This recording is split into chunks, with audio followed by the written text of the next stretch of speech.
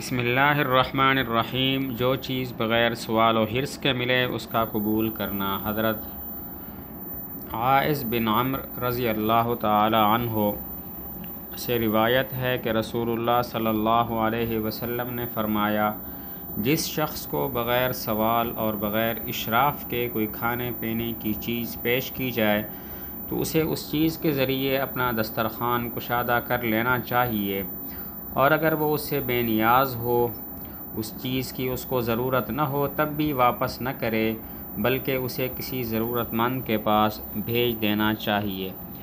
مسند احمد، طبرانی، بیہقی، وہاں پہ یہ حدیث موجود ہے۔ حدیث شریف کا مطلب یہ ہے کہ حضور صلی اللہ علیہ وسلم فرماتے ہیں، اگر کسی کو کوئی ہدیہ ملتا ہے اور اس نے اس ہدیہ کا، اس تحفے کا اس کو سوال نہیں کیا اور نہیں اس نے لالچ کی، بغیر لالچ کے اور بغیر مانگے کوئی کھانے پینے کی چیز بطور تحفہ پیش کی گئی تو اسے چاہیے کہ وہ اس کو قبول کر لے۔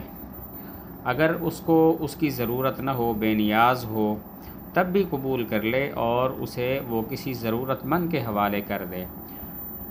کوئی مسلمان دوسرے مسلمان کو کھانے پینے کی چیز ہدیہ اور تحفہ دیتا ہے تو انکار نہیں کرنا چاہیے بلکہ اسے استعمال کر لینا چاہیے، اور اگر وہ اسے ضرورت نہ ہو تو پھر اسے کسی ضرورت مند کے پاس بھیج دینا چاہیے۔